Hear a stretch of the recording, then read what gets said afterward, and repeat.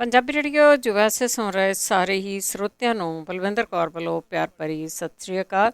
ਸਰੋਤਿਓ, ਖਬਰ ਤੇ ਨਜ਼ਰ ਪ੍ਰੋਗਰਾਮ ਦੇ ਵਿੱਚ ਸਾਡੇ ਨਾਲ ਹੁੰਦੇ ਨੇ ਬਲਤੇਜ ਬਾਨੋ ਜੀ। ਦੱਸਦੇ ਨੇ ਭਾਰਤ ਵਿੱਚ, ਪੰਜਾਬ ਦੇ ਵਿੱਚ ਕੀ ਕੁਛ ਵਾਪਰਿਆ। ਖਬਰਾਂ ਤੇ ਨਜ਼ਰ ਮਾਰਾਂਗੇ। ਖਬਰਾਂ ਤੋਂ ਪਹਿਲਾਂ ਧੰਨਵਾਦ ਸਾਡੇ ਸਪਾਂਸਰ ਦਾ, ਜਿਨ੍ਹਾਂ ਨੇ ਇਸ ਪ੍ਰੋਗਰਾਮ ਨੂੰ ਸਪਾਂਸਰ ਕੀਤਾ। ਸਭ ਤੱਕ ਪਹੁੰਚਾਇਆ ਖਾਲਸਾ ਇੰਸ਼ੋਰੈਂਸ ਏਜੰਸੀ, ਸੈਨੋਜੇ 4082722500। ਕਾਰਾਂ ਦੀ ਬਿਜ਼ਨਸ ਦੀ ਲਾਈਫ ਮੈਡੀਕਲ ਇੰਸ਼ੋਰੈਂਸ ਕਰਦੇ ਨੇ। ਕਾਲ ਕਰ ਸਕਦੇ ਹੋ। Satnam Singh Shergill, Selma Gurdeep Singh Birdi Clovis, Manjit Singh Deewana Fresno, Gurcharan Singh Bakersfield, ਜੈਂਡਰ ਹੋਮ ਲੋਨ ਵਾਲੇ ਮੋਹਨ ਚੀਮਾ, ਜਿਨ੍ਹਾਂ ਦਾ ਫੋਨ ਨੰਬਰ 5599052575, ਟਰਕੀਆਣਾ ਇਮੀਗ੍ਰੇਸ਼ਨ ਲਾ ਫਰਮ 4159090503। ਬਹੁਤ ਧੰਨਵਾਦ ਕਰਦੇ ਹਾਂ। ਸਪਾਂਸਰ ਕਰਦੇ ਹੋ, ਸਭ ਤੱਕ ਪਹੁੰਚਾਉਂਦੇ ਹੋ। ਸਾਡੇ ਨਾਲ ਜੁੜ ਚੁੱਕੇ ਨੇ ਬਲਤੇਜ ਪੰਨੂ। ਸਤਿ ਸ਼੍ਰੀ ਅਕਾਲ, ਸਵਾਗਤ ਹੈ ਜੀ। ਧੰਨਵਾਦ ਜੀ, ਬਹੁਤ ਮਿਹਰਬਾਨੀ। ਗੱਲ ਕਰਦੇ ਹਾਂ ਸਮੇਧ ਸੈਣੀ ਦੀ। ਸਮੇਧ ਸੈਣੀ ਦੇ ਉੱਤੇ ਈਡੀ ਦਾ ਸ਼ਿਕੰਜਾ। ਬੇਸ਼ੱਕ ਕੋਈ ਜਿਹੜਾ ਇਹ ਆਖੀ ਜਾਵੇ ਕਿ ਕੁਝ ਨਹੀਂ ਹੋਣਾ, ਜਾਂ ਅਕਸਰ ਲੋਕ ਕਹਿੰਦੇ ਆ ਇਸ ਮਾਮਲੇ ਦੇ ਉੱਤੇ ਕਿ ਜਿਹੜਾ ਜੀ ਉਹ ਹੋਣਾ, ਪਰ ਇੱਕ ਗੱਲ ਜਿਹੜੀ ਇਹਦੇ ਵਿੱਚ ਦੇਖਣ ਵਾਲੀ ਆ ਕਿ ਜਿਹੜਾ ਇੱਕ ਏਡੇ ਉੱਚ ਅਹੁਦੇ ਤੋਂ ਰਿਟਾਇਰ ਹੋਇਆ ਬੰਦਾ, ਉਹਨੂੰ ਰਾਤਾਂ ਨੂੰ ਭੱਜਣਾ ਪੈਂਦਾ ਉੱਠ ਕੇ, ਕਦੀ ਇੱਕ ਅਦਾਲਤ, ਕਦੀ ਦੂਜੀ ਅਦਾਲਤ, ਕਦੀ ਤੀਜੀ ਅਦਾਲਤ ਦੇ ਉੱਤੇ। ਜਿਹੜਾ ਮਾਮਲਾ ਪਿਛਲੇ ਦਿਨਾਂ ਦੇ ਵਿੱਚ ਇੱਥੇ ਪੰਜਾਬ ਵਿਜੀਲੈਂਸ ਨੇ ਦਰਜ ਕੀਤਾ ਸੀਗਾ, ਉਹਦੇ ਉੱਤੇ ਉਹਦੀ ਰਾਤ ਨੂੰ ਛਾਣਬੀਣ ਜ਼ਰੂਰ ਹੁੰਦੀ ਰਹੀ। ਹੁਣ ਕਿਸੇ ਵਿਰੋਧੀ ਧਿਰ ਨੇ ਨਹੀਂ, ਬਲਕਿ ਕੈਬਨਿਟ ਮੰਤਰੀ ਸੁਖਜਿੰਦਰ ਸਿੰਘ ਰੰਧਾਵਾ ਹੋਰਾਂ ਨੇ ਉਹਦੇ ਉੱਤੇ ਸਵਾਲ ਖੜੇ ਕੀਤੇ ਆ। ਇਹ ਗੱਲ ਆਖੀ ਆ ਕਿ ਜੇ ਵਿਜੀਲੈਂਸ ਬਿਊਰੋ ਨੇ ਡਰਾਮਾ ਹੀ ਕਰਨਾ ਸੀਗਾ ਤੇ ਪਰਚਾ ਦਰਜ ਕਰਨ ਦੀ ਕੀ ਲੋੜ ਸੀ।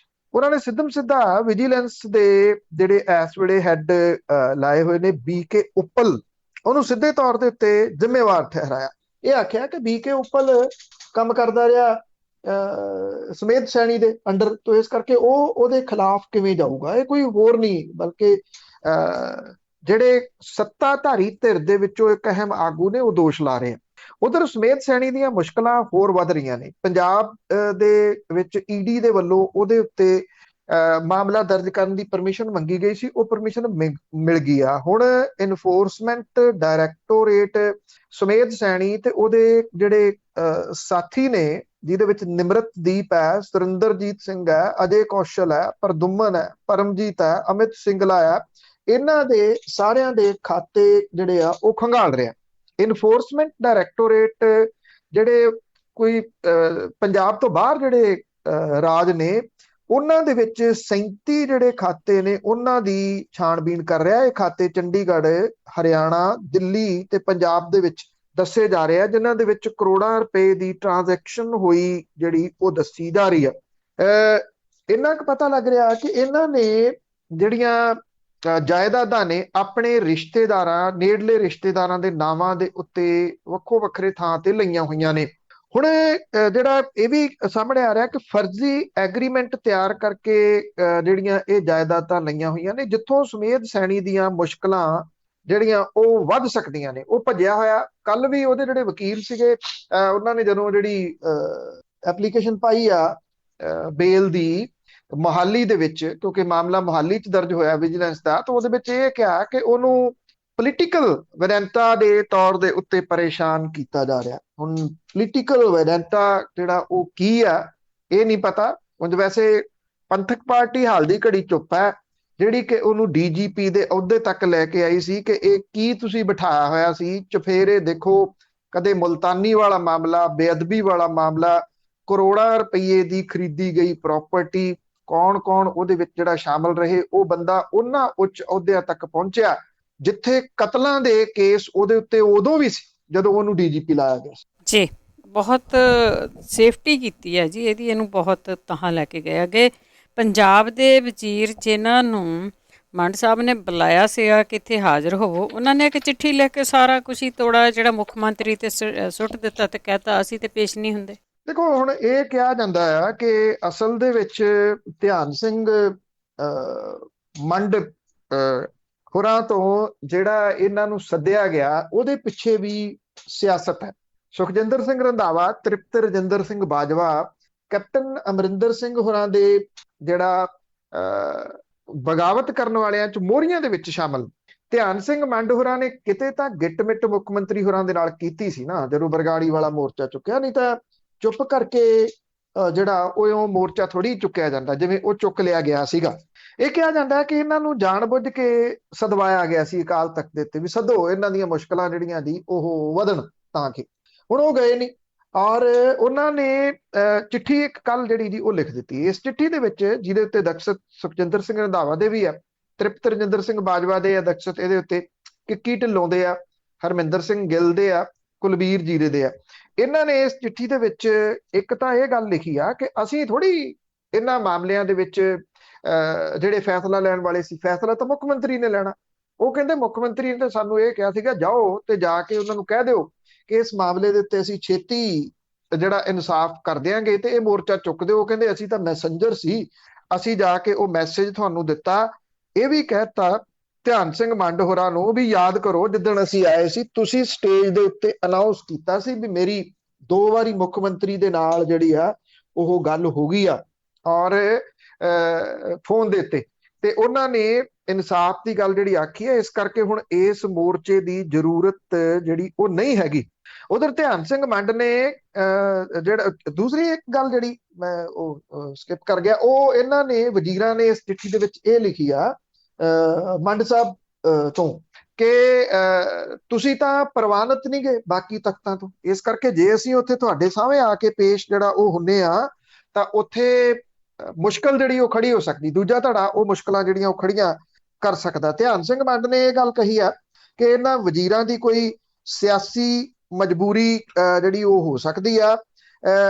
ਉਹਨਾਂ ਨੇ ਇਹ ਕਿਹਾ ਕਿ ਉਹ ਸਿੱਖ ਕੌਮ ਦਾ ਫਰਜ਼ ਨਿਭਾ ਰਹੇ ਆ ਤੇ ਅਕਾਲ ਤਖਤ ਦੀ ਇੱਕ ਮਰਿਆਦਾ ਜਿਹਦੀ ਪਾਲਣਾ ਕੀਤੀ ਜਾਣੀ ਚਾਹੀਦੀ ਆ। ਹੁਣ ਇਹ ਨਹੀਂ ਪਤਾ ਸਿੱਖ ਕੌਮ ਦੇ ਵਾਸਤੇ ਫਰਜ਼ ਧਿਆਨ ਸਿੰਘ ਮੰਡ ਹੋਰੀ ਉਦੋਂ ਕਿਹੜਾ ਨਿਭਾ ਰਹੇ ਸੀ, ਜਦੋਂ ਲੱਖਾਂ ਲੋਕਾਂ ਨੂੰ ਜਿਹੜੇ ਕਿ ਉਹਨਾਂ ਦੇ ਇੱਕ ਸੱਦੇ ਦੇ ਉੱਤੇ ਬਰਗਾੜੀ ਬਾਰ-ਬਾਰ ਗਏ, ਉਹਨਾਂ ਨੂੰ ਬਿਨਾਂ ਪੁੱਛੇ ਤੋਂ ਮੋਰਚਾ ਰਾਤੋਂ ਰਾਤ ਸਮੇਟ ਕੇ ਟਿੱਬ ਗਏ ਸੀਗੇ ਤੇ ਫਿਰ ਲੱਭੇ ਨਹੀਂ ਕਿਤੇ। ਬਿਲਕੁਲ ਜੀ, ਕੁਛ ਨਾ ਕੁਛ ਤਾਂ ਝੋਲੀ ਦੇ ਵਿੱਚ ਪਿਆ ਹੀ ਹੋਊਗਾ, ਹੱਟੀ ਬਣਾਈ ਸੀ। ਅੱਗੇ ਗੱਲ ਕਰਦੇ ਹਾਂ ਪਟਿਆਲੇ ਦੇ ਵਿੱਚ ਜੋ ਇੱਕ ਸੈਮੀਨਾਰ ਹੋਇਆ ਜਿਸ ਦੇ ਵਿੱਚ ਪੀ ਸਾਈਨਾਥ ਨੇ ਕਿਹਾ ਕਿ ਕਿਸਾਨ ਸੇਧ ਦੇਣਗੇ। ਦੇਖੋ ਪੀ ਸਾਈਨਾਥ ਜਿਹੜੇ ਨੇ ਉਹ ਪ੍ਰਸਿੱਧ ਜਿਹੜੇ ਚਿੰਤਕ ਨੇ, ਪੱਤਰਕਾਰ ਨੇ, ਰੈਮਨ ਮੈਗਸੇਸੇ ਅਵਾਰਡ ਜੇਤੂ ਨੇ। ਉਹਨਾਂ ਦੀ ਕਹੀ ਹੋਈ ਗੱਲ ਦਾ ਬਹੁਤ ਵੇਟ ਹੁੰਦਾ, ਬਹੁਤ, ਕਿਉਂਕਿ ਇੱਥੋਂ ਤੱਕ ਪਹੁੰਚੇ ਨੇ ਉਹ ਸਿਆਣੀਆਂ ਗੱਲਾਂ ਕਰਕੇ ਜਿਹੜਾ ਉਹ ਪਹੁੰਚੇ ਨੇ। ਹਾਂ, ਅਨਪੜ੍ਹਾਂ ਨੂੰ ਤਾਂ ਕੀ ਸਮਝ ਆਉਣੀ ਆ ਉਹਦੀ, ਪੜ੍ਹਿਆ ਲਿਖਿਆ ਨੂੰ ਉਹਨਾਂ ਦੀ ਜ਼ਰੂਰ ਜਿਹੜੀ ਉਹ ਸਮਝ ਆਉਂਦੀ ਆ। ਉਹਨਾਂ ਨੇ ਇਹ ਗੱਲ ਕਹੀ ਆ ਕਿ ਪੰਜਾਬ ਦੇ ਕਿਸਾਨਾਂ ਦੇ ਵੱਲੋਂ ਸ਼ੁਰੂ ਕੀਤਾ ਗਿਆ ਅੰਦੋਲਨ ਜਿਹੜਾ ਮੁਲਕ 'ਚ ਫੈਲ ਗਿਆ ਹੁਣ, ਇਹ ਦੁਨੀਆ ਭਰ ਦੇ ਲੋਕਾਂ ਲਈ ਇੱਕ ਅਹਿਮ ਘਟਨਾ, ਜਿਹਦੇ ਤੋਂ ਫਿਊਚਰ ਦੇ ਵਿੱਚ ਕਈ ਕਿਸਮ ਦੀ ਨਵੀਂ ਸੇਧ ਜਿਹੜੀ ਆ ਉਹ ਮਿਲੂਗੀ। ਪੰਜਾਬੀ ਯੂਨੀਵਰਸਿਟੀ ਪਟਿਆਲਾ ਦੇ ਪੰਜਾਬੀ ਵਿਭਾਗ ਦੇ ਵੱਲੋਂ ਜਨਤਕ ਸਰੋਕਾਰਾਂ ਤੋਂ ਸੱਖਣਾ ਜਨਤਕ ਮੀਡੀਆ, ਇਹ ਬੜਾ ਅੱਜ ਦਾ ਅਹਿਮ ਟੌਪਿਕ ਹੈ। ਇਹਦੇ ਉੱਤੇ ਜਿਹੜਾ ਕਰਵਾਇਆ ਗਿਆ ਸੀ ਸੈਮੀਨਾਰ, ਡਾਕਟਰ ਰਵਿੰਦਰ ਸਿੰਘ ਰਵੀ ਜਿਨ੍ਹਾਂ ਦਾ ਕਤਲ ਕਰ ਦਿੱਤਾ ਗਿਆ ਸੀ, ਯਾਦਗਾਰੀ ਭਾਸ਼ਣ ਸਮਾਰੋਹ ਦੇ ਵਿੱਚ ਸ਼ਾਮਲ ਹੋ ਕੇ ਪੀ ਸਾਈਨਾਥ ਹੋਰਾਂ ਨੇ ਇੱਥੇ ਇਹ ਅਹਿਮ ਟਿੱਪਣੀਆਂ ਜਿਹੜੀਆਂ ਉਹ ਕੀਤੀਆਂ।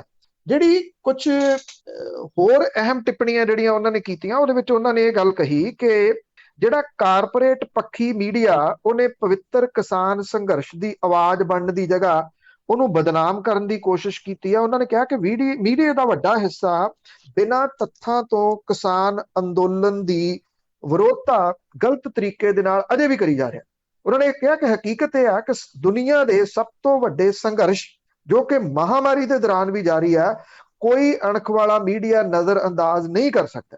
ਅੰਕੜਿਆਂ ਦੇ ਆਧਾਰ ਦੇ ਉੱਤੇ ਪੀ ਸਾਈਨਾਥ ਹੋਰਾਂ ਨੇ ਕਿਹਾ ਕਿ ਕਾਰਪੋਰੇਟ ਘਰਾਣਿਆਂ ਦੀ ਮਾਲਕੀ ਵਾਲੇ ਮੀਡੀਆ ਦੇ ਵੱਲੋਂ ਪੰਜਾਬ ਦੇ ਕਿਸਾਨਾਂ ਨੂੰ ਅਮੀਰ ਕਿਸਾਨ ਕਹਿ ਕੇ ਭੰਡਣ ਦੀ ਕੋਸ਼ਿਸ਼ ਕੀਤੀ ਗਈ, ਜੋ ਸਰਾਸਰ ਗਲਤ ਹੈ। ਉਹਨਾਂ ਨੇ ਦੱਸਿਆ ਕਿ ਅੰਕੜਿਆਂ ਦੇ ਅਨੁਸਾਰ ਕਿਸਾਨੀ ਪਰਿਵਾਰਾਂ ਦੀ ਪ੍ਰਤੀ ਵਿਅਕਤੀ ਆਮਦਨ ਕਿਸੇ ਆਮ ਸਰਕਾਰੀ ਕਰਮਚਾਰੀ ਦੀ ਆਮਦਨ ਦੇ ਨੇੜੇ ਤੇੜੇ ਵੀ ਨਹੀਂ ਹੈ। ਪੀ ਸਾਈਨਾਥ ਨੇ ਇਹ ਗੱਲ ਕਹੀ ਕਿ ਕਾਰਪੋਰੇਟ ਦੀ ਮਲਕੀਅਤ ਵਾਲੇ ਮੀਡੀਆ ਤੋਂ ਕਿਸਾਨੀ ਸੰਘਰਸ਼ ਦੀ ਚੰਗੀ ਕਵਰੇਜ ਦੀ ਆਸ ਕਦੇ ਵੀ ਨਹੀਂ ਰੱਖੀ ਜਾ ਸਕਦੀ, ਕਿਉਂਕਿ ਉਹਨਾਂ ਦੇ ਮਾਲਕਾਂ ਨੂੰ ਕਿਸਾਨਾਂ ਦੇ ਨੁਕਸਾਨ ਦੇ ਵਿੱਚੋਂ ਫਾਇਦਾ ਮਿਲਣਾ। ਭਾਰਤੀ ਮੀਡੀਆ ਦੇ ਇਤਿਹਾਸ ਦੇ ਉੱਤੇ ਚਾਨਣਾ ਪਾਉਂਦਿਆਂ ਪੀ ਸਾਈਨਾਥ ਨੇ ਕਿਹਾ ਕਿ ਇਹਦੀ ਸ਼ੁਰੂਆਤ ਲੋਕ ਆਵਾਜ਼ ਨੂੰ ਉੱਚਾ ਚੁੱਕਣ ਵਾਲੀ ਰਹੀ ਆ, ਪਰ ਇਹ ਵੀ ਕਿਹਾ ਕਿ ਸ਼ਰਮਨਾਕ ਗੱਲ ਇੰਨੀ ਹੈ ਕਿ ਅੱਜ ਦੇ ਦੌਰ ਦੇ ਵਿੱਚ ਮੀਡੀਆ ਦਾ ਇੱਕ ਵਰਗ ਦੱਬੇ ਕੁਚਲੇ ਲੋਕਾਂ ਦੀ ਆਵਾਜ਼ ਬਣਨ ਦੀ ਥਾਂ ਦੇ ਉੱਤੇ ਤਾਕਤਵਰ ਲੋਕਾਂ ਦੀ ਆਵਾਜ਼ ਨੂੰ ਹੋਰ ਚੁੱਕਾ ਉੱਚਾ ਚੁੱਕਣ ਦੀ ਭੂਮਿਕਾ ਜਿਹੜੀ ਜੀ ਉਹ ਨਿਭਾ ਰਿਹਾ। ਕਿਸਾਨ ਖੁਦਕੁਸ਼ੀਆਂ ਦੇ ਬਾਰੇ ਦੇ ਵਿੱਚ ਉਹਨਾਂ ਨੇ ਗੱਲਬਾਤ ਜਿਹੜੀ ਜੀ ਉਹ ਕਰਦਿਆਂ ਇਹ ਕਿਹਾ ਕਿ ਸਰਕਾਰੀ ਅੰਕੜਿਆਂ ਦੇ ਰਾਹੀਂ ਜਿੰਨੀਆਂ ਖੁਦਕੁਸ਼ੀਆਂ ਦੱਸੀਆਂ ਜਾ ਰਹੀਆਂ ਨੇ ਉਹ ਸੱਚਾਈ ਤੋਂ ਕੋਹਾਂ ਦੂਰ ਨੇ। ਹੁਣ ਗੱਲ ਫਿਰ ਉੱਥੇ ਆ ਜਾਂਦੀ ਜਿੱਥੋਂ ਸ਼ੁਰੂ ਕੀਤੀ ਸੀ ਵੀ ਪੀ ਸਾਈਨਾਥ ਵਰਗੇ ਇੰਟਲੈਕਚੁਅਲ ਵਿਅਕਤੀ ਜਿਹੜੇ ਨੇ ਉਹਨਾਂ ਦੀ ਗੱਲ ਅੱਜ ਕੱਲ੍ਹ ਮੁਲਕ ਦੇ ਵਿੱਚ ਅਕਸਰ ਅਣਸੁਣੀ ਅਣਗੌਲੀ ਜਿਹੜੀ ਉਹ ਕਰ ਦਿੱਤੀ ਜਾਂਦੀ ਆ ਵੀ ਇਹਨਾਂ ਨੂੰ ਕੀ ਪਤਾ। ਜੀ ਜੀ ਬਿਲਕੁਲ, ਉਹਨੇ ਤਾਂ ਸਾਰਾ ਕੁਛ ਹੀ ਅਣਗੌਲਿਆ ਕਰ ਦਿੱਤਾ ਜੋ ਇਸ ਵੇਲੇ ਕੁਰਸੀਆਂ ਤੇ ਬੈਠੇ। ਅੱਗੇ ਗੱਲ ਕਰਦੇ ਹਾਂ CBI ਦੀ, ਉਸ ਦੇ ਸਾਬਕਾ ਡਾਇਰੈਕਟਰ ਤੇ ਸ਼ਿਕੰਜੇ ਦੀ ਤਿਆਰੀ। ਦੇਖੋ ਇਹ ਆਲੋਕ ਵਰਮਾ ਨੇ, ਉਹਨੂੰ ਯਾਦ ਹੋਣਾ ਜਦੋਂ ਰਾਤੋਂ ਰਾਤ ਇਹਨਾਂ ਨੂੰ ਅਹੁਦੇ ਤੋਂ ਰਿਮੂਵ ਕੀਤਾ ਗਿਆ ਸੀ, ਰਾਤ ਨੂੰ ਦਫ਼ਤਰ ਖੋਲ ਕੇ ਦੂਜਾ ਬੰਦਾ ਜਿਹੜਾ ਬਿਠਾ ਦਿੱਤਾ ਗਿਆ। ਕੀ ਕਾਰਨ ਸੀ, ਬੜਾ ਕੁਝ ਸਾਹਮਣੇ ਉਦੋਂ ਆਉਂਦਾ ਰਿਹਾ। ਹੁਣ ਕੇਂਦਰੀ ਗ੍ਰਹਿ ਮੰਤਰਾਲੇ ਨੇ CBI ਦੇ ਸਾਬਕਾ ਡਾਇਰੈਕਟਰ ਜਿਹੜਾ ਉਹਦੇ ਖਿਲਾਫ ਅਨੁਸ਼ਾਸਨੀ ਕਾਰਵਾਈ ਕਰਨ ਦੀ ਸਿਫਾਰਿਸ਼ ਕਰਤੀ ਹੈ। ਇਹ ਆਲੋਕ ਵਰਮਾ ਦੇ ਉੱਤੇ ਅਹੁਦੇ ਦੀ ਦੁਰਵਰਤੋਂ ਤੇ ਸੰਬੰਧਿਤ ਸੇਵਾ ਨਿਯਮਾਂ ਦੀ ਉਲੰਘਣਾ ਦਾ ਕਥਿਤ ਦੋਸ਼ ਹੈ। ਅਧਿਕਾਰੀਆਂ ਨੇ ਇਹ ਗੱਲ ਕਹੀ ਹੈ ਕਿ ਗ੍ਰਹਿ ਮੰਤਰਾਲੇ ਦੇ ਵੱਲੋਂ CBI ਦੇ ਨੋਡਲ ਮੰਤਰਾਲੇ ਪਰਸੋਨਲ ਤੇ ਟ੍ਰੇਨਿੰਗ ਵਿਭਾਗ ਨੂੰ ਚਿੱਠੀ ਲਿਖ ਕੇ ਵਰਮਾ ਦੇ ਖਿਲਾਫ ਜ਼ਰੂਰੀ ਕਾਰਵਾਈ ਕਰਨ ਲਈ ਕਿਹਾ। ਜੇ ਵਰਮਾ ਦੇ ਖਿਲਾਫ ਕਾਰਵਾਈ ਨੂੰ ਮਨਜ਼ੂਰੀ ਮਿਲੀ ਹੈ ਤਾਂ ਉਹਨਾਂ ਦੀ ਪੈਨਸ਼ਨ ਤੇ ਰਿਟਾਇਰਮੈਂਟ ਤੋਂ ਬਾਅਦ ਜਿਹੜੇ ਮਿਲਣ ਵਾਲੇ ਲਾਭ ਨੇ ਉਹਦੇ ਉੱਤੇ ਪੱਕੀ ਰੋਕ ਜਿਹੜੀ ਆ ਉਹ ਲੱਗ ਸਕਦੀ ਹੈ ਜੀ, ਔਰ ਲੱਗ ਜੂਗੀ, ਕਿਉਂਕਿ ਮਿਲ ਤਾਂ ਜਿਹੜੀ ਜੀ ਇਹ ਗਈ ਮਨਜ਼ੂਰੀ। ਉਹਨਾਂ ਨੇ 1979 ਬੈਚ ਦੇ ਨੇ, ਉਹ ਰਿਟਾਇਰ ਹੋ ਗਏ ਨੇ ਹੁਣ। ਭ੍ਰਿਸ਼ਟਾਚਾਰ ਦੇ ਦੋਸ਼ਾਂ ਨੂੰ ਲੈ ਕੇ ਆਪਣੇ ਗ੍ਰਹਿ ਗੁਜਰਾਤ ਕਾਡਰ ਦੇ IPS ਅਧਿਕਾਰੀ ਰਕੇਸ਼ ਅਸਥਾਨਾ ਦੇ ਨਾਲ ਵਿਵਾਦ ਹੋਇਆ ਸੀ। ਰਕੇਸ਼ ਅਸਥਾਨਾ ਉਹੀ ਹੈ ਜੀ ਜਿਹਨੂੰ ਪਿਛਲੇ ਦਿਨਾਂ ਦੇ ਵਿੱਚ ਜਿਹੜਾ ਰਿਟਾਇਰ ਹੋਣ ਤੋਂ ਕੁਝ ਦਿਨ ਪਹਿਲਾਂ ਦਿੱਲੀ ਪੁਲਿਸ ਦਾ ਮੁਖੀ ਜਿਹੜਾ ਉਹ ਲਾ ਦਿੱਤਾ ਗਿਆ। ਵਰਮਾ ਤੇ ਅਸਥਾਨਾ ਦੋਵਾਂ ਨੇ ਇੱਕ ਦੂਜੇ ਦੇ ਉੱਤੇ ਭ੍ਰਿਸ਼ਟਾਚਾਰ ਦੇ ਦੋਸ਼ ਜਿਹੜੇ ਉਹ ਲਾਏ ਸੀਗੇ। ਇਹ ਜਿਹੜੀ ਡਿਵੈਲਪਮੈਂਟ ਹੈ ਇਹ ਠੀਕ ਉਸ ਵੇਲੇ ਹੋਈ ਆ ਜਦੋਂ ਜਿਹੜੇ ਅਸਥਾਨਾ ਨੇ ਉਹ ਦਿੱਲੀ ਪੁਲਿਸ ਦੇ ਮੁਖੀ ਬਣ ਗਏ। ਐਨ ਉਸ ਤੋਂ ਬਾਅਦ ਇਸ ਚਿੱਠੀ ਨੂੰ ਜਿਹੜੀ ਆ ਪ੍ਰਵਾਨਗੀ ਮਿਲਣੀ, ਇਸ ਮਾਮਲੇ ਨੂੰ ਪ੍ਰਵਾਨਗੀ ਮਿਲਣਗੀ, ਇਹ ਕਿਤੇ ਨਾ ਕਿਤੇ ਬਹੁਤ ਵੱਡੇ ਇਸ਼ਾਰੇ ਜਿਹੜੇ ਆ ਉਹ ਦੂਜੇ ਪਾਸੇ ਕਰ ਰਹੀ ਹੈ। ਇਹ ਕਿਹਾ ਜਾ ਰਿਹਾ ਕਿ ਵਰਮਾ ਤੇ ਅਹੁਦੇ ਦੀ ਦੁਰਵਰਤੋਂ ਤੇ ਸੰਬੰਧਿਤ ਸੇਵਾ ਨਿਯਮਾਂ ਦੀ ਉਲੰਘਣਾ ਦਾ ਜਿਹੜਾ ਉਹ ਦੋਸ਼ ਹੈ। ਗ੍ਰਹਿ ਮੰਤਰਾਲਾ IPS ਅਧਿਕਾਰੀਆਂ ਦੇ ਕਾਡਰ ਸੰਬੰਧੀ ਕੰਟਰੋਲ ਕਰਨ ਵਾਲੀ ਜਿਹੜੀ ਉਹ ਅਥਾਰਟੀ ਆ। ਅਸਲ ਦੇ ਵਿੱਚ ਆਲੋਕ ਵਰਮਾ ਨੂੰ 1 ਫਰਵਰੀ 17 ਨੂੰ 2 ਸਾਲਾਂ ਵਾਸਤੇ CBI ਦਾ ਡਾਇਰੈਕਟਰ ਦਾ ਅਹੁਦਾ ਲਾਇਆ ਸੀ। 10 ਜਨਵਰੀ 19 ਨੂੰ ਉਹਨੂੰ ਇਸ ਅਹੁਦੇ ਤੋਂ ਹਟਾ ਕੇ ਇੱਕ ਘੱਟ ਅਹਿਮ ਵਿਭਾਗ ਫਾਇਰ ਬ੍ਰਿਗੇਡ, ਸਿਵਲ ਡਿਫੈਂਸ ਤੇ ਹੋਮ ਗਾਰਡ ਦਾ ਡਾਇਰੈਕਟਰ ਜਨਰਲ ਲਾਤਾ। ਹਾਲਾਂਕਿ ਵਰਮਾ ਨੇ ਇਹ ਪੇਸ਼ਕਸ਼ ਮਨਜ਼ੂਰ ਨਹੀਂ ਸੀ ਕੀਤੀ ਤੇ ਉਹਨੇ ਕੇਂਦਰ ਸਰਕਾਰ ਨੂੰ ਲਿਖਿਆ ਸੀ ਕਿ 31 ਜੁਲਾਈ 17 ਨੂੰ 60 ਸਾਲ ਦੀ ਉਮਰ ਪੂਰੀ ਕਰ ਚੁੱਕਿਆ, ਉਹਨੂੰ ਰਿਟਾਇਰਮੈਂਟ ਜਿਹੜਾ ਮੰਨ ਲਿਆ ਜਾਵੇ। ਉਹਨਾਂ ਕੋਲੇ ਰਾਹ ਤਾਂ ਜਿਹੜੇ ਆ ਉਹ ਖੁੱਲੇ ਆ ਅਦਾਲਤ ਵਾਲੇ, ਪਰ ਇਹ ਉਹਨਾਂ ਅਫਸਰਾਂ ਨੂੰ ਇੱਕ ਮੈਸੇਜ ਦੇਣ ਦੀ ਕੋਸ਼ਿਸ਼ ਕੀਤੀ ਜਾ ਰਹੀ ਹੈ ਕਿ ਜੇ ਸਰਕਾਰ ਦੇ ਖਿਲਾਫ ਬੋਲੋਗੇ ਤੇ ਤੁਹਾਡੇ ਉੱਤੇ ਵੀ ਜਿਹੜਾ ਜੀ ਉਹ ਸ਼ਿਕੰਜਾ ਕੱਸਿਆ ਜਾ ਸਕਦਾ ਹੈ ਤੇ ਫਿਰ ਤੁਸੀਂ ਰਿਟਾਇਰਮੈਂਟ ਤੋਂ ਬਾਅਦ ਤੰਗ ਹੋ ਸਕਦੇ। ਮੈਸੇਜ ਤਾਂ ਬਹੁਤ ਦੁਨੀਆ ਨੂੰ ਪੂਰੀ ਨੂੰ ਦੇਣ ਦੀ ਕੋਸ਼ਿਸ਼ ਕਰਦੇ ਆ। ਅੱਗੇ ਗੈਂਗਸਟਰ ਜਿਹੜੇ ਆ ਉਹ ਸਿਖਰਾਂ ਤੇ ਪਰ ਪੰਜਾਬ ਪੁਲਿਸ ਹੈ ਜਿਹੜੀ ਉਹ ਚੁੱਪ ਬੈਠੀ ਹੈ। ਦੇਖੋ ਤੁਸੀਂ ਦੇਖੋ ਏਦਾਂ ਦੇ ਜਿਹੜੇ ਕਤਲ ਨੇ ਉਹ ਕਿਸੇ ਵੇਲੇ ਉੱਤਰ ਪ੍ਰਦੇਸ਼ ਦੇ ਵਿੱਚ, ਬਿਹਾਰ ਦੇ ਵਿੱਚ ਅਕਸਰ ਹੁੰਦੇ ਸੀਗੇ। ਪੰਜਾਬ ਦੇ ਵਿੱਚ ਇਸ ਤਰ੍ਹਾਂ ਦਾ ਕੁਝ ਨਹੀਂ ਸੀਗਾ। ਉਦੋਂ ਇਹ ਗੱਲ ਆਖੀ ਜਾਂਦੀ ਹੁੰਦੀ ਸੀ ਅੱਜ ਤੋਂ ਕੋਈ 18-20 ਸਾਲ ਪਹਿਲਾਂ ਕਿ ਵੇਖੋ ਕਿਤੇ ਪੰਜਾਬ ਨੂੰ ਬਿਹਾਰ ਨਾ ਬਣਾ ਦਿਓ। ਤੇ ਹੁਣ ਹੋ ਸਕਦਾ ਬਿਹਾਰ ਦੇ ਵਿੱਚ ਇਹ ਕਹਾਵਤ ਚੱਲਦੀ ਹੋਵੇ ਵੀ ਵੇਖੋ ਕਿਤੇ ਬਿਹਾਰ ਨੂੰ ਪੰਜਾਬ ਨਾ ਬਣਾ ਦਿਓ, ਕਿਉਂਕਿ ਜਿਹੋ ਜਿਹੇ ਹਾਲਾਤ ਇੱਥੇ ਬਣਾ ਦਿੱਤੇ ਗਏ ਗੈਂਗਸਟਰਾਂ ਦੇ ਵੱਲੋਂ। ਗੈਂਗਸਟਰ ਲਫ਼ਜ਼ ਪੰਜਾਬ ਦੇ ਵਿੱਚ ਅੱਜ ਤੋਂ 18-20 ਸਾਲ ਪਹਿਲਾਂ ਨਹੀਂ ਸੀਗਾ। ਹੁਣ ਤਾਂ ਵੈਸੇ ਪੰਜਾਬੀ ਦਾ ਇਹਦਾ ਤਰਜਮਾ ਤਾਂ ਬਦਮਾਸ਼ ਹੁੰਦਾ। ਗੈਂਗਸਟਰ ਜ਼ਿਆਦਾ ਪ੍ਰਮੋਟ ਜਿਹੜੇ ਆ ਜੀ ਉਹ ਪੰਜਾਬੀ ਗੀਤਾਂ ਨੇ ਵੀ ਕੀਤੇ। ਪੰਜਾਬੀ ਗੀਤਾਂ ਦੇ ਵਿੱਚ ਜਿਹੋ ਜਿਹੀਆਂ ਬੰਦੂਕਾਂ, ਰਫਲਾਂ ਸਾਰੀਆਂ ਜਿਹੜੀਆਂ ਆਉਂਦੀਆਂ ਨੇ ਉਹ ਬਿਨਾਂ ਕਿਸੇ ਸ਼ੱਕ ਦੇ ਉਹ ਗੈਂਗਸਟਰਾਂ ਨੂੰ ਪ੍ਰਮੋਟ ਕਰਦੀਆਂ ਨੇ, ਨਵੇਂ ਮੁੰਡਿਆਂ ਨੂੰ ਇਸ ਪਾਸੇ ਵੱਲ ਜਾਣ ਦੇ ਵਾਸਤੇ ਪ੍ਰੇਰਦੀਆਂ ਨੇ। ਆਪਾਂ ਗੈਂਗਸਟਰਾਂ ਦੀਆਂ ਬਹੁਤ ਸਾਰੀਆਂ ਮੌਤਾਂ ਦੇਖੀਆਂ ਨੇ, ਉਹਦੇ ਉੱਤੇ ਮਾਪੇ ਰੋਂਦੇ ਪਿੱਟਦੇ ਵੇਖੇ ਆ, ਕਿਉਂਕਿ ਅੰਤ ਤਾਂ ਉਹਨਾਂ ਦਾ ਹੀ ਆ।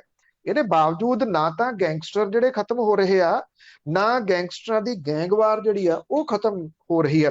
ਇਹ ਜਿਹੜੀ ਹੁਣ ਨਵੀਂ ਗੈਂਗਵਾਰ ਹੈ ਜਿਹਦੇ ਵਿੱਚ ਇੱਕ ਤਾਂ ਦੇਖੋ ਹਸਪੀਟਲ ਦੇ ਵਿੱਚ ਵੜ ਕੇ ਗੈਂਗਸਟਰ ਰਾਣਾ ਕੰਦੋਵਾਲਿਆ ਦੀ ਹੱਤਿਆ ਕਰ ਦੇਣੀ, ਪ੍ਰੋਫੈਸ਼ਨਲ ਰੂਪ 'ਚ ਹੱਤਿਆ ਕੀਤੀ ਗਈ ਹੈ। ਜਿੱਥੇ ਜਿੱਥੇ ਉਹਦੇ ਗੋਲੀਆਂ ਮਾਰੀਆਂ ਗਈਆਂ ਨੇ, ਸਿਰ 'ਚ ਗੋਲੀਆਂ ਮਾਰੀਆਂ ਗਈਆਂ, ਉਹਦੀ ਛਾਤੀ 'ਚ ਗੋਲੀਆਂ ਮਾਰੀਆਂ ਗਈਆਂ, ਲਿਵਰ ਦੇ ਆਰ ਪਾਰ ਗੋਲੀ ਜਿਹੜੀ ਆ ਉਹ ਹੋਈ ਆ। ਮਤਲਬ ਕਿ ਇਹ ਪ੍ਰੋਫੈਸ਼ਨਲ ਕਿਲਿੰਗ ਹੈ। ਜਿਹੜਾ ਆਮ ਬੰਦਾ ਗੋਲੀ ਏਦਾਂ ਮਿੱਥ ਕੇ ਨਹੀਂ ਜਿਹੜਾ ਉਹ ਮਾਰ ਸਕਦਾ। ਪੁਲਿਸ ਭੱਜੀ ਫਿਰਦੀ ਹੈ, ਸੀਸੀਟੀਵੀ ਜਿਹੜੀ ਉਹ ਲੱਭਦੀ, ਉਹ ਬਾਅਦ ਵਾਲੀ ਗੱਲ ਹੈ। ਸੀਸੀਟੀਵੀ ਲੱਭ ਕੇ ਉਹਦੇ ਵਿੱਚੋਂ ਕੀ ਲੱਭਦਾ ਇਹ ਨਹੀਂ ਕੁਝ ਵੀ ਪਤਾ। ਪਰ ਜਿਹੜਾ ਇੱਕ ਹੋਰ ਗੈਂਗਸਟਰ ਆ ਜੱਗੂ ਭਗਵਾਨਪੁਰੀਆ, ਜਿਹੜਾ ਕਿ ਜੇਲ੍ਹ ਦੇ ਵਿੱਚ ਆ, ਉਹਦਾ ਗੁੱਟ ਜਿਹੜਾ ਉਹ ਫੇਸਬੁੱਕ ਦੇ ਉੱਤੇ ਓਪਨਲੀ ਇਹਦੀ ਜ਼ਿੰਮੇਵਾਰੀ ਲੈ ਰਿਹਾ। ਉਹ ਕਹਿੰਦਾ ਜੱਗੂ ਭਗਵਾਨਪੁਰੀਆ ਤੇ ਉਹਦੇ ਭਰਾ ਗੋਲਡੀ ਬਰਾੜ ਨੇ ਇਹ ਕਤਲ ਜਿਹੜਾ ਉਹ ਕੀਤਾ, ਔਰ ਇਹ ਕਿਹਾ ਕਿ ਮਨਦੀਪ ਤੂਫਾਨ ਬਟਾਲੇ ਵਾਲੇ ਨੇ ਕੀਤਾ। ਇਹ ਵੀ ਉਹਦੇ ਵਿੱਚ ਲਿਖਿਆ ਫੇਸਬੁੱਕ ਪੋਸਟ ਦੇ ਵਿੱਚ ਕਿ ਰਾਣਾ ਕੰਦੋਵਾਲੀਆ ਵੱਲੋਂ ਵਿੱਕੀ ਗੌਂਡਰ ਤੇ ਦਵਿੰਦਰ ਬੰਬੀਹਾ ਗੁੱਟ ਦੀ ਮਦਦ ਕੀਤੀ ਜਾਂਦੀ ਸੀ, ਤੇ ਇਹਦੇ ਸੰਬੰਧੀ ਉਹਨਾਂ ਨੇ ਨਤੀਜੇ ਭੁਗਤਣ ਦੇ ਵਾਸਤੇ ਚੇਤਾਵਨੀ ਵੀ ਦਿੱਤੀ ਸੀ। ਤੇ ਇਸੇ ਚੇਤਾਵਨੀ ਦਾ ਉਹ ਕਹਿੰਦੇ ਕਿ ਹਿੱਸਾ ਕਿ ਜਿਹੜਾ ਇਹ ਕੰਦੋਵਾਲੀਆ ਉਹਨੂੰ ਕਤਲ ਕੀਤਾ ਗਿਆ। ਤੁਸੀਂ ਹੈਰਾਨ ਹੋਵੋਗੇ ਕਿ ਇਸ ਮਸਲੇ ਦੇ ਉੱਤੇ ਅਜੇ ਤੱਕ, ਨਹੀਂ ਤਾਂ ਅਦਰਵਾਈਜ਼ ਇੱਥੇ ਪਿਛਲੇ 4.5 ਸਾਲਾਂ ਦੇ ਵਿੱਚ, 5 ਸਾਲਾਂ ਦੇ ਵਿੱਚ ਜੋ ਕੁਝ ਪ੍ਰੈਸ ਕਾਨਫਰੰਸ ਦੇ ਰੂਪ ਦੇ ਵਿੱਚ ਵੇਖਿਆ, ਜਾਂ ਜਦੋਂ ਤੋਂ ਮੌਜੂਦਾ ਡੀਜੀਪੀ ਜਿਹੜੇ ਉਹ ਲੱਗੇ ਆ, ਉਹਦੇ ਵਿੱਚ ਇੱਕ ਗੱਲ ਬੜਾ ਫੇਮਸ ਲਫ਼ਜ਼ ਹੋਇਆ ਜਿਹੜਾ ਜੀ ਕਿ ਅਸੀਂ ਮੋਡਿਊਲ ਜਿਹੜਾ ਇੱਥੇ ਫੜ ਲਿਆ। ਉਹ ਮੋਡਿਊਲ ਜਾਂ ਜਿਹੜਾ ਕੈਪਟਨ ਸਾਹਿਬ ਬੜਾ ਕਹਿੰਦੇ ਆ ਕਿ ਸਾਡੀ ਕੰਧ ਲੱਗਦੀ ਆ ਪਾਕਿਸਤਾਨ ਦੇ ਨਾਲ, ਉਧਰੋਂ ਤਾਂ ਬੜੇ ਜਿਹੜੇ ਜੀ ਉਹ ਸਮਾਨ ਬੜਾ ਆਉਂਦਾ ਉਧਰੋਂ, ਉਸ ਪਾਸੇ ਤੋਂ ਉਧਰੋਂ ਤਾਂ ਜਿਹੜਾ ਡਰੋਨ ਬੜੇ ਆਉਂਦੇ ਆ, ਉਹ ਹਥਿਆਰ ਸੁੱਟ ਜਾਂਦੇ ਆ। ਹੁਣ ਇਹ ਨਹੀਂ ਸਮਝ ਆਉਂਦੀ ਵੀ ਇਹ ਗੈਂਗਸਟਰ ਜਿਹੜੇ ਆ ਹਸਪੀਟਲਾਂ ਦੇ ਵਿੱਚ ਜਾ ਕੇ ਕਤਲ ਕਰੀ ਜਾਂਦੇ ਆ, ਫੇਸਬੁੱਕ ਦੇ ਉੱਤੇ ਉਹਦੀਆਂ ਜ਼ਿੰਮੇਵਾਰੀਆਂ ਲਈ ਜਾਂਦੇ ਆ, ਨਾ ਡੀਜੀਪੀ ਬੋਲ ਰਹੇ ਆ, ਨਾ ਮੁੱਖ ਮੰਤਰੀ ਇਸ ਮਾਮਲੇ ਦੇ ਉੱਤੇ ਬੋਲ ਰਿਹਾ ਕਿ ਇਹ ਕਿਹੜਾ ਮੋਡਿਊਲ ਆ ਤੇ ਇਹਦੇ ਪਿੱਛੇ ਕਿਹੜਾ ਮੁਲਕ ਹੈ। ਉਹ ਇਸ ਮਾਮਲੇ ਤੇ ਨਹੀਂ ਕਹਿੰਦੇ। ਕੋਈ ਵੀ ਜਿਹੜਾ ਕਰਨਾ ਹੋਵੇ ਗੁਆਂਢੀ ਮੁਲਕ ਦੇ ਉੱਤੇ ਸੁੱਟ ਦੇਣਾ ਬੜਾ ਸੌਖਾ ਹੁੰਦਾ। ਗੁਆਂਢੀ ਮੁਲਕ ਨਾਲ ਤਾਂ ਉਹਨਾਂ ਨੂੰ ਕੋਈ ਘਰੋਂ ਹੀ ਕੋਈ, ਮੇਰਾ ਖਿਆਲ ਹੈ ਵੀ ਆਪਣੀ ਪ੍ਰੋਬਲਮ ਹੈਗੀ ਆ ਵੀ ਗੁਆਂਢੀ ਮੁਲਕ ਉਹਨਾਂ ਨੂੰ ਬੁਲਾ ਨਹੀਂ ਰਿਹਾ। ਚਲੋ ਅਗਲੀ ਗੱਲ ਕਰਦੇ ਹਾਂ। ਵੈਸੇ ਪੰਜਾਬੀਆਂ ਦੀ ਜੇ ਗੱਲ ਕਰੀਏ ਨਾ, $1 ਦੀ ਸੇਲ ਲੱਗੀ ਹੋਵੇ ਨਾ, ਉੱਥੇ ਲਾਈਨਾਂ ਲੱਗ ਜਾਂਦੀਆਂ। ਫਗਵਾੜੇ ਦੇ ਵਿੱਚ ਇੱਕ ਜਿਹੜੀ ਸੂਟਾਂ ਵਾਲੀ ਦੁਕਾਨ ਆ, ਮਿੱਲਾਂ ਦੇ ਵਿੱਚ ਲਾਈਨਾਂ ਲੱਗੀਆਂ ਆ, ਉਹ ਵੀਡੀਓ ਬੜੀ ਵਾਇਰਲ ਹੋ ਰਹੀ ਹੈ। ਦੇਖੋ, ਜੇ ਕਿਤੇ ਮੈਂ ਨਹੀਂ ਕਹਿੰਦਾ ਕਿ ਸਾਰੇ, ਪਰ ਬਹੁਤ ਸਾਰੇ, ਤੁਸੀਂ ਕੋਈ ਕਾਲਿੰਗ ਸ਼ੋਅ ਕਰ ਲਓ, ਉਹਦੇ ਵਿੱਚ ਬਹੁਤ ਜਿਹੜੀਆਂ ਦੀ ਉਹ ਗੱਲਾਂ ਦੱਸਣਗੇ। ਕਿਸੇ ਦੇ ਉੱਤੇ ਵੀ ਕਿੰਤੂ ਪਰੰਤੂ ਮਿੰਟ 'ਚ ਜਿਹੜਾ ਉਹ ਕਰ ਦਿੰਦੇ ਨੇ। ਠੱਪੇ ਲਾਉਣ 'ਚ ਅਸੀਂ ਬੜੇ ਫੇਮਸ ਆ ਜੀ। ਕਿਸੇ ਦੇ ਉੱਤੇ ਵੀ ਮਿੰਟ ਲਾਉਣੇ ਆ, ਜਿਹੜਾ ਉਹਨੂੰ ਠੱਪਾ ਲਾਉਣ ਦੇ ਵਾਸਤੇ। ਸਾਡੀ ਨਿਗਾਹ 'ਚ ਹਰ ਬੰਦਾ ਜਿਹੜਾ ਜੀ ਉਹ ਵਿਕਾਊ ਹੀ ਤੁਰਿਆ ਫਿਰਦਾ। ਜਿਹੜੇ ਉਹ ਕੁਝ ਆਪੂ ਬਣੇ ਚੌਧਰੀ ਨੇ। ਜਦੋਂ ਗੱਲ ਆਉਂਦੀ ਸੇਲਾਂ ਦੀ, ਕੈਲਗਰੀ ਦੇ ਵਿੱਚ ਕੁੱਕਰ ਸੇਲ ਕਿਸੇ ਨੂੰ ਭੁੱਲੀ ਥੋੜੀ ਹੈ ਜੀ। ਇਹ ਵੱਖ-ਵੱਖ ਥਾਵਾਂ ਦੇ ਉੱਤੇ ਜਦੋਂ ਇਦਾਂ ਦੀਆਂ ਸੇਲਸ ਲੱਗਦੀਆਂ ਨੇ ਤੇ ਉੱਥੇ ਸਾਡੀ ਮਾਨਸਿਕਤਾ ਜਿਹੜੀ ਹੈ ਜੀ ਉਹ ਅਕਸਰ ਸਾਹਮਣੇ ਆ ਜਾਂਦੀ ਹੈ। ਇਹ ਵਿਦੇਸ਼ ਦੀ ਗੱਲ ਨਹੀਂ ਗੀ, ਪਰ ਇਹ ਫਗਵਾੜੇ ਦੀ ਆ। ਵਿਦੇਸ਼ਾਂ ਦੇ ਵਿੱਚ ਵੀ ਤਾਂ ਲੋਕ ਜਿਹੜੇ ਉਹ ਇੱਥੋਂ ਹੀ ਗਏ ਹੋਏ ਆ ਨਾ, ਉਹ ਵੀ ਤਾਂ ਇਹੀ ਕੁਝ ਜਿਹੜਾ ਉਹ ਕਰਦੇ ਆ ਬਹੁਤ ਸਾਰੇ। ਇੱਥੇ ਕੋਈ ਆਸ਼ੂ ਦੀ ਹੱਟੀ ਆ, ਉਹਨੂੰ ਹੋ ਸਕਦਾ ਕਿ ਇੰਨੀ ਪ੍ਰਸਿੱਧੀ ਉਦਾਂ ਨਾ ਮਿਲਦੀ। ਉਹਨੇ ਸੋਸ਼ਲ ਮੀਡੀਆ ਦੇ ਉੱਤੇ ਜਿਹੜਾ ਸੀਗਾ ਤੜਕੇ 3 ਵਜੇ ਤੋਂ ਲੈ ਕੇ 5 ਵਜੇ ਤੱਕ 2 ਘੰਟੇ ਦੀ ਸੇਲ 'ਚ ਸੂਟ ਖਰੀਦਣ ਵਾਲੀਆਂ ਔਰਤਾਂ ਨੂੰ 5000 ਰੁਪਏ ਵਾਲਾ ਸੂਟ 395 ਰੁਪਏ ਦੇ ਵਿੱਚ ਦੇਣ ਦਾ ਐਲਾਨ ਕਰਤਾ ਜੀ। ਉਹਨੇ 700 ਟੋਕਨ ਜਿਹੜੇ ਕੱਟੇ। ਭੀੜ ਇੰਨੀ ਹੋ ਗਈ ਕਿ 75 ਜਣਿਆਂ ਨੂੰ ਸੂਟ ਦੇਣ ਤੋਂ ਬਾਅਦ ਉਹਨੇ ਆਪਣੀ ਦੁਕਾਨ ਜਿਹੜੀ ਉਹ ਬੰਦ ਕਰ ਲਈ। ਉਹਨੂੰ ਵੀ ਲੱਗਿਆ ਵੀ ਜੇ 700 ਨੂੰ ਦੇਣੇ ਪਏ ਤੇ ਉਹਨੂੰ ਮਹਿੰਗਾ ਪਊਗਾ, ਸ਼ਾਇਦ ਇਹ ਕਾਰਨ ਸੀਗਾ। ਉਹਨੇ ਦੁਕਾਨ ਬੰਦ ਕਰ ਲਈ। ਭੜਕੇ ਲੋਕਾਂ ਨੇ ਦੁਕਾਨ ਦੇ ਅੱਗੇ ਧਰਨਾ ਲਾ ਕੇ ਨਾਅਰੇਬਾਜ਼ੀ ਜਿਹੜੀ ਸ਼ੁਰੂ ਕਰਤੀ। ਬੰਗਾ ਚੰਡੀਗੜ੍ਹ ਜਿਹੜੀ ਸੜਕ ਸੀ ਉਹ ਬੰਦ ਹੋ ਗਈ। ਇਹਦੇ ਨਾਲ ਪੁਲਿਸ ਨੇ ਉਹਦੇ ਦੁਕਾਨਦਾਰ ਤੇ ਉਹਦੇ ਕਰਿੰਦਿਆਂ ਦੇ ਖਿਲਾਫ ਕੇਸ ਦਰਜ ਕੀਤਾ। ਪੁਲਿਸ ਫਿਰ ਜਿਹੜੀ ਹੈ ਜੀ ਇਸ ਮਾਮਲੇ ਦੀ ਪੜਤਾਲ ਉਹਨੇ ਸ਼ੁਰੂ ਉਹ ਕੀਤੀ ਹੈ। ਸਸਤੇ ਸੂਟ ਲੈਣ ਵਾਸਤੇ ਬੀਬੀਆਂ ਸ਼ਾਮ ਤੋਂ ਹੀ ਪਹੁੰਚਣੀਆਂ ਜਿਹੜੀਆਂ ਜੀ ਉਹ ਸ਼ੁਰੂ ਹੋ ਗਈਆਂ। ਦੋਵੇਂ ਪਾਸੇ ਅੱਧਾ ਘੰਟਾ ਕਿਲੋਮੀਟਰ ਤੱਕ ਲੰਬੀਆਂ ਲਾਈਨਾਂ ਜਿਹੜੀਆਂ ਸੀ ਉਹ ਲੱਗ ਗਈਆਂ। 700 ਟੋਕਨ ਕੱਟੇ। ਜ਼ਿਆਦਾ ਹੰਗਾਮਾ ਹੋ ਗਿਆ ਤੇ ਦੁਕਾਨਦਾਰ ਨੇ ਜਿਹੜਾ ਸੀ ਉਹ ਬਾਹਰ ਕੱਢਤਾ। ਔਰ ਇਹ ਕਿਹਾ ਜਾਂਦਾ ਹੈ ਕਿ ਔਰਤਾਂ ਆਪਣੇ ਪਰਿਵਾਰਾਂ ਦੇ ਸਣੇ ਪੰਜਾਬ, ਹਰਿਆਣਾ, ਹਿਮਾਚਲ, ਚੰਡੀਗੜ੍ਹ, ਗੁਰਦਾਸਪੁਰ, ਮਾਨਸਾ ਜ਼ਿਲ੍ਹਿਆਂ ਤੋਂ ਜਿਹੜੀਆਂ ਉਹ ਪਹੁੰਚੀਆਂ ਜੀ। ਕਿੱਥੇ ਫਗਵਾੜਾ ਤੇ ਕਿੱਥੇ ਮਾਨਸਾ ਤੇ ਕਿੱਥੇ ਗੁਰਦਾਸਪੁਰ। ਚੰਡੀਗੜ੍ਹ ਬਹੁਤ ਪੜ੍ਹੇ ਲਿਖੇ ਲੋਕ ਰਹਿੰਦੇ ਆ। ਹਿਮਾਚਲ ਦੂਜੇ ਸੂਬੇ ਤੋਂ, ਹਰਿਆਣਾ ਦੂਜੇ ਸੂਬੇ ਤੋਂ, ਉੱਥੋਂ ਜਿਹੜੀਆਂ ਔਰਤਾਂ ਸੀਗੀਆਂ ਜੀ ਉਹ ਆ ਗਈਆਂ ਇੱਥੇ। ਔਰ ਪੁਲਿਸ ਨੇ ਜਿਹੜਾ ਸੀਗਾ, ਜਦੋਂ ਰੌਲਾ ਰੱਪਾ ਪੈ ਗਿਆ ਤਾਂ ਲੋਕਾਂ ਨੂੰ ਸ਼ਾਂਤ ਕਰਨ ਦੀ ਅਪੀਲ ਜਿਹੜੀ ਸੀ ਉਹ ਕਰਨੀ ਪਈ। ਲੋਕ ਕਹਿੰਦੇ ਜੀ ਕਿ ਕੂਪਨ ਸਾਡੇ ਕੋਲੇ ਆ, ਸਾਨੂੰ ਸੂਟ ਨਹੀਂ ਮਿਲ ਰਹੇ। ਪੁਲਿਸ ਨੇ ਕਿਹਾ ਕੋਈ ਨਹੀਂ, ਤੁਹਾਨੂੰ ਇਨਸਾਫ ਜਿਹੜਾ ਉਹ ਦਵਾਵਾਂਗੇ ਤੇ ਇਨਸਾਫ ਦਿਵਾਉਣ ਦੇ ਵਾਸਤੇ ਪੁਲਿਸ ਨੇ ਇਹਨਾਂ ਦੇ ਉੱਤੇ ਮਾਮਲਾ ਜਿਹੜਾ ਉਹ ਦਰਜ ਕਰਤਾ, ਤਾਂ ਕਰਕੇ ਜਿਹੜੀਆਂ ਬੀਬੀਆਂ ਸੀਗੀਆਂ ਜੀ ਉਹ ਕਿਤੇ ਘਰੇ ਗਈਆਂ, ਨਹੀਂ ਤਾਂ ਐਡੇ ਐਡੇ ਦੂਜੇ ਸੂਬਿਆਂ ਦੇ ਵਿੱਚੋਂ ਆਈਆਂ ਹੋਈਆਂ ਵੀ 5000 ਵਾਲਾ ਜਿਹੜਾ ਸੂਟ ਆ ਉਹ 395 ਰੁਪਏ ਦੇ ਵਿੱਚ ਸਾਨੂੰ ਜਿਹੜਾ ਉਹ ਮਿਲ ਜਾਣਾ। ਵੈਸੇ ਜਿਹੜਾ ਸਾਡੇ ਇੱਥੇ ਪੈਟਰੋਲ ਦਾ ਰੇਟ ਹੈ ਜੀ ਉਹ 100 ਤੇ ਕੋਈ 2 ਰੁਪਏ ਕੁਝ ਪੈਸੇ ਉੱਪਰ ਆ, ਤੇ ਜਿਹੜਾ ਡੀਜ਼ਲ ਦਾ ਰੇਟ ਹੈ ਉਹ 93 ਰੁਪਏ ਆ। ਜੇ ਤੁਸੀਂ ਹਰਿਆਣੇ ਤੋਂ ਚੱਲਦੇ ਹੋ, ਮਾਨਸਾ ਤੋਂ ਚੱਲਦੇ ਹੋ, ਹਿਮਾਚਲ ਤੋਂ ਚੱਲਦੇ ਹੋ, ਇਹ 100% ਜਿਹੜਾ ਜੀ ਉਹ ਕਿਹਾ ਜਾ ਸਕਦਾ ਹੈ ਕਿ ਜੇ ਮੰਨ ਲਓ 5000 ਵਾਲਾ ਸੂਟ ਹੈ ਉਹ 395 ਰੁਪਏ ਚ ਤੁਹਾਨੂੰ ਜਿਹੜਾ ਉਹ ਮਿਲ ਰਿਹਾ, ਤੇ ਘੱਟੋ ਘੱਟ ਤੁਸੀਂ 2000 ਦਾ ਡੀਜ਼ਲ ਪੈਟਰੋਲ ਤਾਂ ਲਾ ਕੇ ਚੱਲੋ।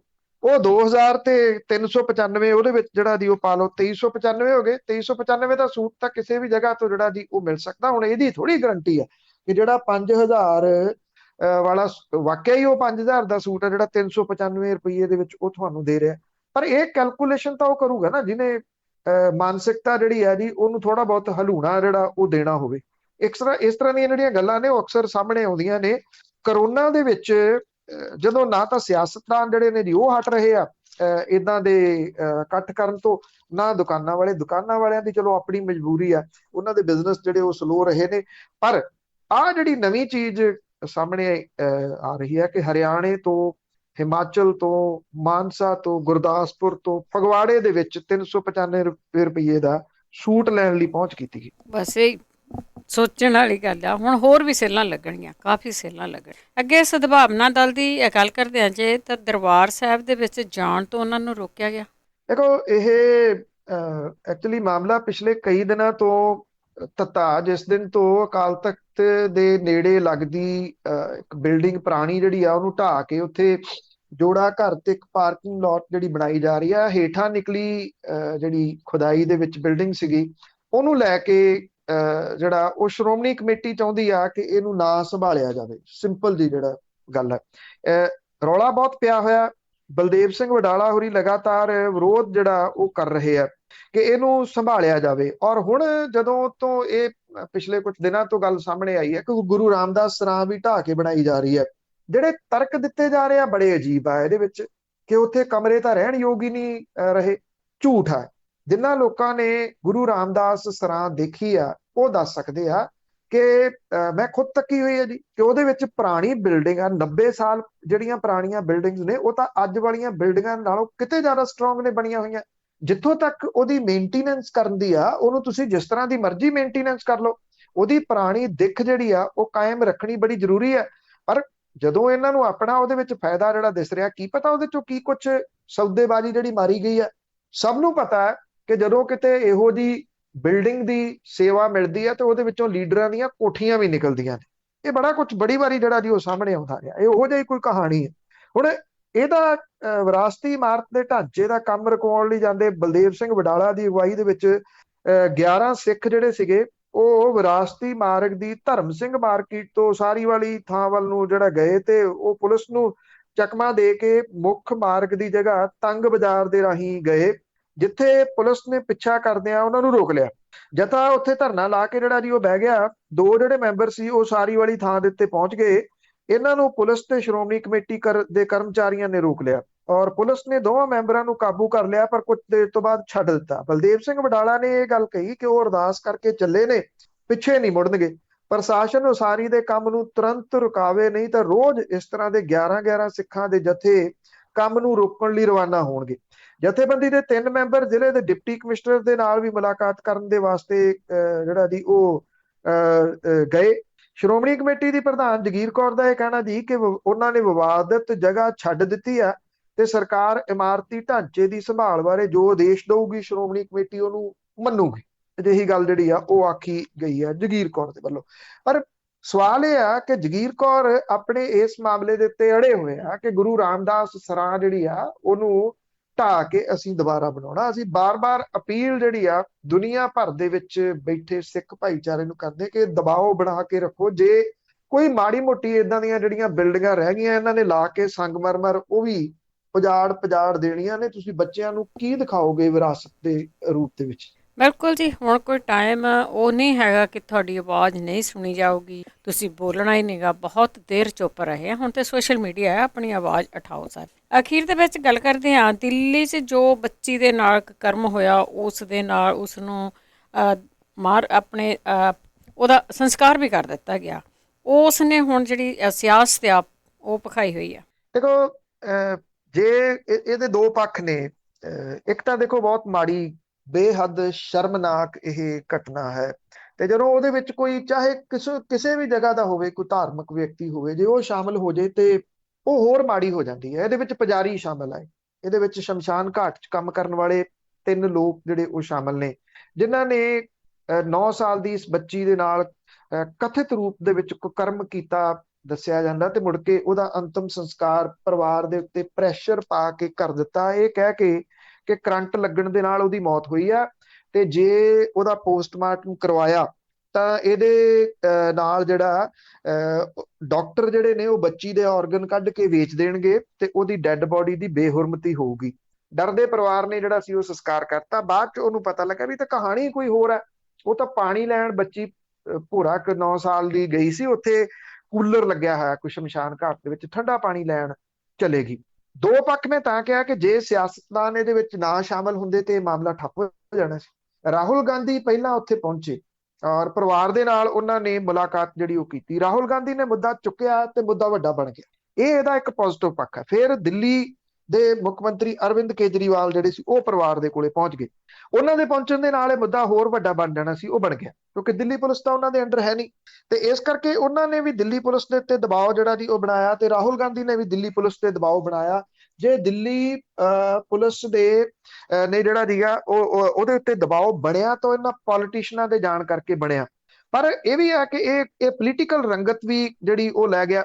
ਸੰਬਿਤ ਪਾਤਰਾ ਜਿਹੜਾ ਬੁਲਾਰਾ ਭਾਜਪਾ ਦਾ, ਤੁਸੀਂ ਦੇਖੋ, ਬਜਾਏ ਇਹਦੇ ਕਿ ਉਹ ਇਹ ਗੱਲ ਕਹੇ ਕਿ ਇਸ ਮਾਮਲੇ ਦੇ ਉੱਤੇ ਅਸੀਂ ਇਨਸਾਫ ਦੇਵਾਂਗੇ, ਉਹ ਕਹਿੰਦਾ ਕਿ ਗਾਂਧੀ ਪਰਿਵਾਰ ਜਿਹੜੀ ਆ ਉਹਦਾ ਤਰੀਕਾ ਨਿੰਦਣਯੋਗ ਹੈ। ਇਹ ਕਿਹਾ ਕਿ ਰਾਜਸਥਾਨ, ਪੰਜਾਬ ਤੇ ਛੱਤੀਸਗੜ੍ਹ ਵਰਗੇ ਕਾਂਗਰਸ ਦੇ ਅਗਵਾਈ ਵਾਲੇ ਸੂਬਿਆਂ ਦੇ ਵਿੱਚ ਦਲਿਤ ਲੜਕੀਆਂ ਤੇ ਅਤਿਆਚਾਰ ਸੰਬੰਧੀ ਕਦੀ ਕੋਈ ਟਵੀਟ ਨਹੀਂ ਕੀਤਾ ਰਾਹੁਲ ਗਾਂਧੀ ਨੇ, ਤੇ ਕਦੇ ਕੋਈ ਇੱਕ ਸ਼ਬਦ ਨਹੀਂ ਬੋਲਿਆ।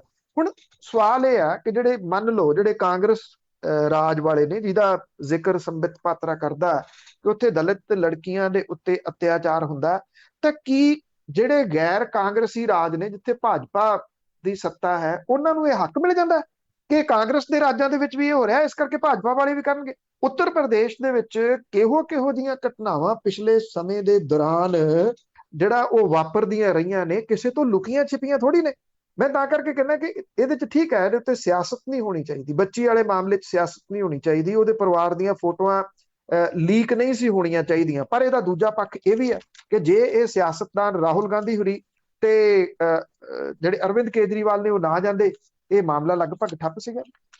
ਬਿਲਕੁਲ ਜੀ, ਦੱਬ ਦੇਣਾ ਸੀ ਬਾਕੀਆਂ। ਬਹੁਤ ਬਹੁਤ ਧੰਨਵਾਦ ਬਲਤੇਜ ਪੰਨੂ। ਮਿਹਰਬਾਨੀ ਜੀ, ਧੰਨਵਾਦ ਜੀ, ਸਤਿ ਸ਼੍ਰੀ ਅਕਾਲ। ਸਤਿ ਸ਼੍ਰੀ ਅਕਾਲ। ਤੇ ਸਰੋਤੇ ਸਨ ਬਲਤੇਜ ਪੰਨੂ ਜੀ, ਉਹ ਕਰਦੇ ਨੇ ਖਬਰਾਂ। ਇਸੇ ਦੇ ਨਾਲ ਸਾਡਾ ਅੱਜ ਦਾ ਬੁਲਟਨ ਇੱਥੇ ਹੀ ਸਮਾਪਤ। ਹੁਣ ਬਲਵਿੰਦਰ ਕੌਰ ਵੱਲੋਂ ਆਪ ਸਭ ਨੂੰ ਹੀ ਪਿਆਰ ਭਰੀ ਸਤਿ ਸ਼੍ਰੀ ਅਕਾਲ।